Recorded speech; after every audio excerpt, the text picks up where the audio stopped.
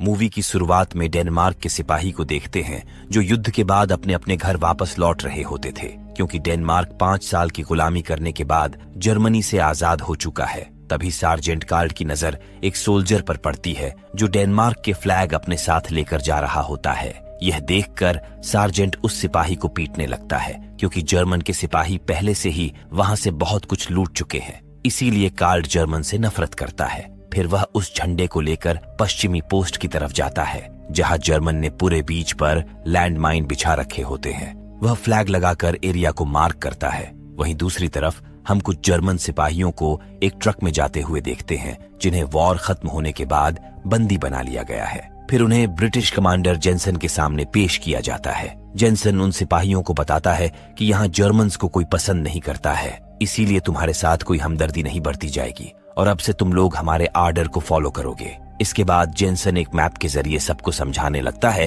कि जर्मन्स ने best post पर लगभग 22 लाख लैंड माइन्स को बिछा रखा है, जिन्हें बाहर निकालने के लिए जर्मन कैदियों का इस्तेमाल किया जाएगा। लेकिन इनमें से कोई भी सैनिक माइन्स को डिफ्यूज करना नहीं जानता था। जिसके बाद जेनसन उन्हें माइन्स को डिफ्यूज करने की ट्रेनिंग देता है और समझाता है कि यहाँ गलती करने की कोई गुंजाइश नहीं है। एक छोटी सी गलती से तुम्हारी जान भी जा सकती है। फिर वह एक एक करके सिपाहियों को अंदर भेजता है, जहां उन्हें माइन्स को सक्सेसफुली डिफ्यूज करके बाहर आना है। अब बारी बारी से सोल्जर अंदर जाते हैं और माइन्स को डिफ्यूज करने के बाद बाहर आते हैं। लेकिन इनमें से एक सोल्जर ऐसा करते समय काफी डर जाता है। माइन्स को डिफ्यूज करते समय उसके हाथ कांपने लगते हैं। इसी दौरान वहां एक तेज धमाका होता है और इस हादसे में उस सोल्जर की मौत हो जाती है। ये नजारा देखकर बाकी सिपाही डर जाते हैं। अब जो सिपाही टेस्ट में पास हुए थे, उन्हें माइन्स को डिसेबल करने के लिए बीच पर भेज दिया जाता है, जहां ये लोग सार्जेंट कार्ल के अंदर काम करेंगे। कार्ल इन जर्मन सिपाहियों से बहुत शक्ति से पेश आता है। इस सैन्य टुकड़ी में 2 जुड़वा भाई भी थे, जिनकी उम्र काफी कम थी, लेकिन कार्ल के दिल में किसी के लिए कोई दया नहीं थी। जिसके बाद कार्ल उन्हें कास्ट साइड पर लेकर जाता है और बताता है कि जर्मन ने इस बीच पर 4500 माइन्स को प्लांट किया है, जिन्हें डिसार्म करने के बाद बाहर निकलना है। अगर तुम लोग 6 माइन्स को 1 घंटे में निकालोगे तो यह बीच 3 महीने में पूरी तरह साफ हो जाएगा। इसके बाद तुम लोग अपने घर वापस जा सकते हो। साथ ही वह उन सबको चेतावनी देता है कि अगर किसी ने यहाँ से भागने की कोशिश की तो उसे कड़ी सजा मिलेगी। इसके बाद सभी बच्चे माइन्स को ढूंढना शुरू करते हैं। ये लोग बड़ी ही सावधानी से उन्हें डिस्ट्रॉय करके बाहर निकलते हैं। ऐसा करते करते उन्हें शाम हो जाती है। फिर सभी लोग अपने अपने बोरे में घास को भरकर बिस्तर बनाते हैं और आराम करने के लिए एक घर के अंदर रुकते हैं। जिसके बाद कार्ल बाहर से दरवाजे को बंद कर देता है और वह खुद अपने डॉग के साथ पास वाले घर में सो जाता है। अब अगले दिन सुबह होते ही सब लोग फिर से काम पर लग जाते हैं और पूरे दिन लैंड माइन्स को बाहर निकालने का काम करते हैं। लेकिन ये लोग पिछले 2 दिनों से भूखे थे, इसलिए खाली पेट काम करना इनके लिए काफी मुश्किल हो रहा था। काम खत्म होने के बाद सेबेस्टियन कार्ल से मिलने आता है और कहता है कि हम लोग पिछले 2 दिनों से भूखे हैं, आखिर यहाँ हमारे लिए खाना क्यों नहीं आया। लेकिन कार्ल को इस बात की कोई परवाह नहीं थी। वह कहता है कि तुम्हारा काम हमारे आर्डर्स को फॉलो करना है, तुम जियो या मरो, इस बात का मुझे कोई परवाह नहीं है। तभी दोनों सगे भाई लेसनर और वार्नर की नजर एक छोटी बच्ची पर जाती है जो अपनी डॉल के साथ बाहर खेल रही थी। फिर लेसनर उस बच्ची के पास जाकर उसके साथ खेलने लगता है और बातों ही बातों में उसका खाना चुरा कर ले आता है, जिसे दोनों भाई आपस में बांटकर खा लेते हैं। फिर सूरज के ढलते ही कार्ल उन्हें सोने के लिए घर के अंदर भेज देता है। लेकिन कार्ल के जाने के बाद उनमें से एक सैनिक खाने की तलाश में घर से बाहर निकलता है। फिर अगली सुबह जब यह लोग काम पर जाते हैं तो उन जुड़वा भाइयों में से एक की तबीयत खराब हो जाती है। यह लोग कुछ घंटे आराम करने के लिए कार्ल से परमिशन मांगते हैं, लेकिन वह इन्हें डांटकर वापस काम पर भेज देता है। जिसके बाद लेसनर अपने छोटे भाई को अपने पास सुला लेता है और वह खुद उसके हिस्से का काम करता है। लेकिन तभी एक और सिपाही की तबीयत बिगड़ जाती है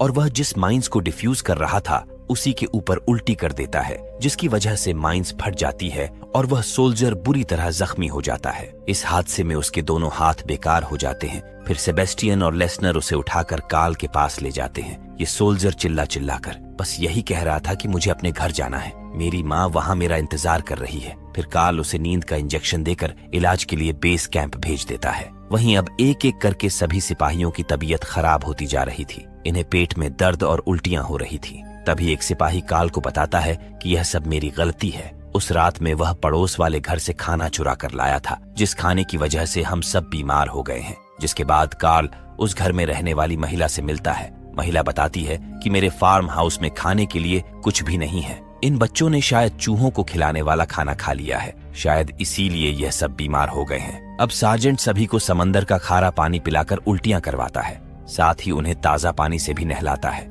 लेकिन सेबेस्टियन उस खाना को नहीं खाया था, इसलिए वह बिल्कुल ठीक था। तभी वह कार्ल को लकड़ी से बना हुआ एक जाल दिखाता है, जिसकी मदद से वह लोग माइंस को आसानी से ढूंढ सकते हैं और साथ ही उससे माइंस के फटने का खतरा भी काफी कम हो जाएगा। लेकिन कार्ल उसकी सराहना करने की बजाय उसे डांटकर अंदर भेज देता है। फिर अगली सुबह वह उस घायल सोल्जर को देखने बेस कैंप जाता है, जहां मौजूद नर्स बताती है कि हम विलियम को नहीं बचा पाए। कल रात उसकी मौत हो गई, जिसके बाद कार्ल वहां से कुछ खाना चुराकर अपनी कार में रख लेता है। लेकिन उसका कप्तान जेनसन उसे ऐसा करते देख लेता है। फिर कार्ल बीच पर पहुंचकर जर्मन को खाना देता है, जिसे खाकर सभी बच्चे अपना पेट भरते हैं। फिर कार्ल कहता है कि मेरे पास दो खबर है, एक अच्छी और एक बुरी। अच्छी खबर यह है कि विलियम ठीक है और जल्दी ही उसे घर भेज दिया जाएगा, और बुरी खबर यह है कि हम लोग शेड्यूल से काफी पीछे चल रहे हैं, इसीलिए हमें अब 1 घंटे में 8 माइंस को बाहर निकालना होगा। दरअसल कार्ल विलियम के बारे में सबसे झूठ बोलता है ताकि इन लोगों का मनोबल ना टूटे और ये लोग जल्दी से जल्दी काम खत्म करके अपने अपने घर वापस लौट सकें। रात में जब सभी बच्चे सो रहे थे, तभी कैप्टन जेनसन अपने ब्रिटिश सोल्जर्स के साथ बीच पर आता है।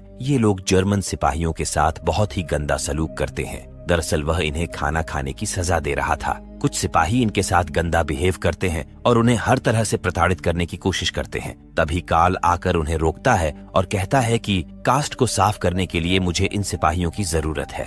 जेनसन कहता है कि तुमने जर्मन को हमारी किचन से खाना चुरा कर खिलाया है, जिसके यह लायक नहीं है। सार्जेंट कहता है कि यह सिपाही अभी बच्चे हैं, अगर खाएंगे नहीं तो काम कैसे करेंगे, और वैसे भी वह खाना मैं अपने डॉग के लिए लाया था। कार्ल कहता है कि मुझे कास्ट को साफ करने के लिए कुछ तजुर्बेदार लोग चाहिए। अगले दिन सेबेस्टियन जब माइंस को डिसार्म कर रहा था, तभी वह देखता है कि 2 माइंस आपस में जुड़ी हुई हैं। फिर वह चिल्लाकर अपने बाकी साथियों को बताता है कि माइंस को बाहर मत निकालना, लेकिन तेज हवा चलने की वजह से वार्नर तक उसकी आवाज नहीं पहुंचती। इसीलिए वार्नर माइंस को बाहर खींच लेता है, जिसके निकलते ही एक बड़ा धमाका होता है और लेसनर के जुड़वा भाई वार्नर की मौत हो जाती है। अपने भाई को मरता देख लेसनर अपना आपा खो देता है। वह उसे हर जगह ढूंढने की कोशिश करता है, लेकिन धमाके की वजह से कहीं वार्नर का नामो निशान तक नहीं बचा था। फिर बाकी सोल्जर उसे कार्ल के पास लेकर जाते हैं, जो उसे नींद का इंजेक्शन लगाकर सुला देता है। लेकिन अपने भाई के मरने से लेसनर को गहरा सदमा पहुंचा था। वह बार बार बीच पर जाकर अपने भाई को ढूंढने की जिद कर रहा था, लेकिन कार्ल जैसे तैसे करके उसे सुला देता है। फिर वह सेबेस्टियन को देखता है, जो दूर हिल पर अकेला बैठा था। कार्ल उसके पास जाता है और बताता है कि मैंने तुम सबसे झूठ बोला था कि विलियम जिंदा है। दरअसल उस हादसे में उसकी भी मौत हो चुकी है। सेबेस्टियन कहता है कि मैं यह पहले से जानता हूँ कि तुमने हमसे झूठ इसीलिए बोला था कि हम लोग बीच को साफ करके अपने घर वापस जा सके। वहीं अब कार्ल को भी जर्मन बच्चों से लगाव होने लगा था, इसीलिए वह इन बच्चों को खाना लेने के लिए एक बार फिर बेस कैंप जाता है। इस बार वह अपने साथ एक फुटबॉल भी लाया था, जिसके साथ खेलकर सब लोग खूब मनोरंजन करते हैं। कार्ल भी उनके साथ काफी घुल मिल जाता है, लेकिन लेसनर उनके साथ नहीं खेलता है। वह अपने भाई की मौत के बाद ज्यादातर अकेला रहता है। इस समय यहाँ 2 और नाजिश सोल्जर आते हैं, जिन्हें जेंट्स ने यूनिट ज्वाइन करने के लिए भेजा है। अब जब यह लोग फुटबॉल खेलकर वापस लौट रहे थे, तभी कॉल अपने हाथ में लगी बॉल को दूर फेंकता है, जिससे उसका डॉग बाल लेने जाता है तो अचानक धमाका होता है, जिसमें कार्ल के डॉग की मौत हो जाती है। अपने डॉग की मौत के बाद कार्ल काफी गुस्से में था, क्योंकि जिस एरिया में ब्लास्ट हुआ था, मैप के हिसाब से वह एरिया क्लीन हो चुका था। जिसके बाद कार्ल सभी सिपाहियों को लाइन में स्टैंड करता है। दरअसल उस एरिया की जिम्मेदारी लुडविग की थी। वह कार्ल को यकीन दिलाता है कि उसने माइंस को ठीक से गिना था, लेकिन कार्ल उसकी बातों पर भरोसा नहीं करता है और वह लुडविग को कुत्ते जैसा सजा देता है।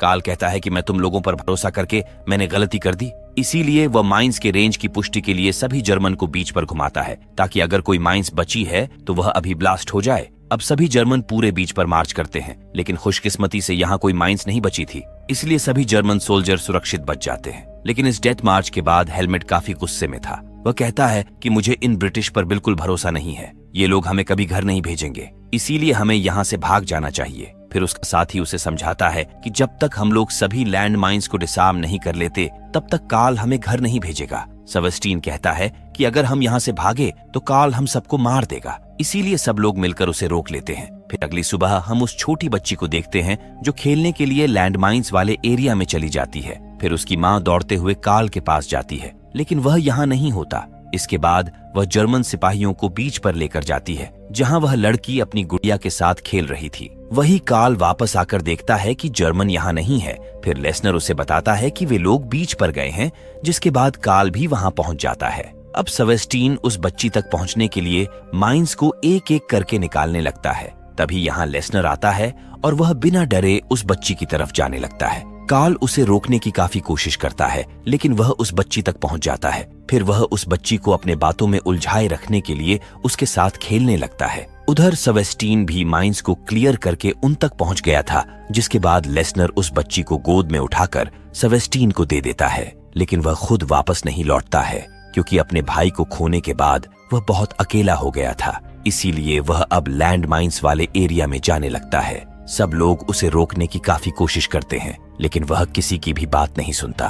तभी एक तेज धमाके के साथ लेसनर भी इस दुनिया को अलविदा कह देता है। इस घटना के बाद सेबेस्टियन भी बुरी तरह टूट चुका था। फिर कार्ल उसके पास आता है और उसे हिम्मत देते हुए कहता है कि टीम को तुम्हारी जरूरत है। मुझे यकीन है कि एक दिन तुम लोग जरूर घर पहुंच जाओगे। हालांकि कार्ल खुद भी काफी परेशान रहने लगा था। वह जानता था कि बेशक जर्मनी हमारा दुश्मन रहा है, लेकिन ये सोल्जर अभी बच्चे हैं। इन्हें नहीं पता कि ये क्या कर रहे हैं। अब अगले दिन हम 4 बच्चों को बीच साफ करते हुए देखते हैं, जबकि कुछ सोल्जर माइंस को ट्रक में लोड कर रहे थे। लेकिन यह लोग नहीं जानते थे कि इनमें से एक माइंस पूरी तरह डिसआर्म नहीं हुआ है। इसी दौरान यह एक बहुत ही भयानक ब्लास्ट होता है, जिसमें सभी माइंस एक साथ ब्लास्ट हो जाती है और वे जर्मन सोल्जर मारे जाते हैं। धमाके की आवाज सुनकर कार्ल और बाकी जर्मन ट्रक की तरफ भागते हैं, लेकिन यहाँ किसी भी सोल्जर का नामो निशान नहीं बचा था। जिसके बाद कार्ल उन 4 बच्चों को लेकर वापस आता है और वह उन्हें ट्रक में बिठाकर घर भेज देता है। फिर वह जेनसन से मिलने बेस कैंप जाता है और कहता है कि मुझे कुछ एक्सपीरियंस लोगों की जरूरत है। लेकिन जेनसन पहले से ही जानता था, इसलिए वह ट्रक रुकवाकर उन्हें वापस बुला लेता है। जेनसन कहता है कि जब तक यहाँ के सभी बीच पूरी तरह साफ नहीं हो जाते, तब तक कोई भी जर्मन अपने घर नहीं जा सकता।